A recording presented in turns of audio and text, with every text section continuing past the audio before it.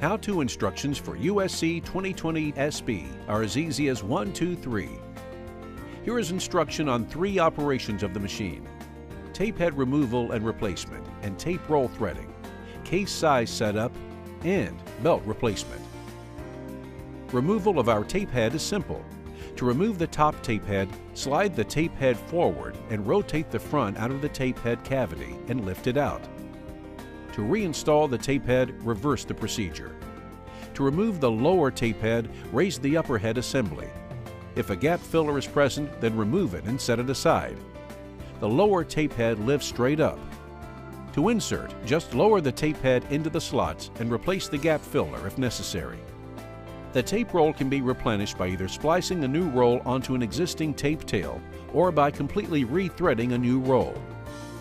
To thread an HSD 2000 ET2 tape head, start by moving the peel-off arm to the open position. Place the roll of tape on the mandrel, sticky side up. Return the peel-off arm to its original position, contacting the outside of the tape roll. Make sure the tape tab is above the peel-off arm. Pull approximately 2 feet of tape from the roll and create a tape tail. This allows you to thread the tape without it adhering to the guide and clutch rollers inside the tape head. Guide the tape tail straight down in front of the tape shoe guide. Thread the tape behind the lower knurled guide roller. Take the tape tail and thread it between the lower smooth roller and the knurled roller. Continue wrapping the tape tail around the knurled roller and underneath the upper smooth roller. Pull the length of tape from the tape tail until the full width of the tape is dispensed on the front roller. Be careful to avoid the sharp cutting blade. Carefully raise the rear roller arm. Quickly tug on the tape tail to expose the blade and cut the tape. To adjust the case height and width, raise the upper head and open the side drives to accept the new size case. Insert the case just before the front roller of the lower tape head. Turn the case height handle until the upper head contacts the top of the case.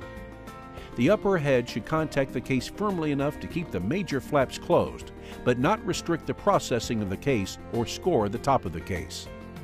Turn the case width handle until the side drive belts contact the case.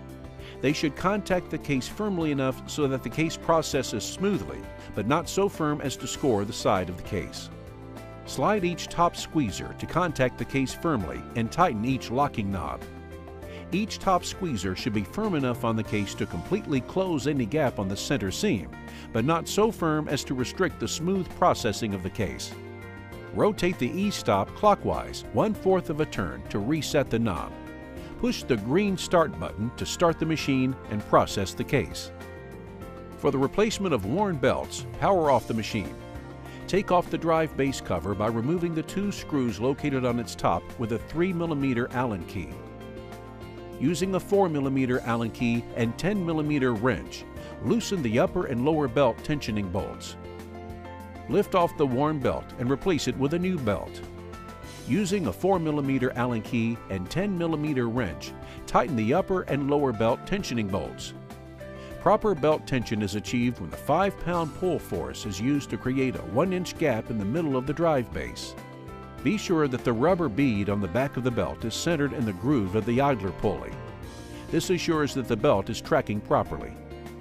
To adjust belt tracking, loosen or tighten the upper or lower tensioning bolts to center the rubber bead in the idler pulley. Retighten the locking nuts.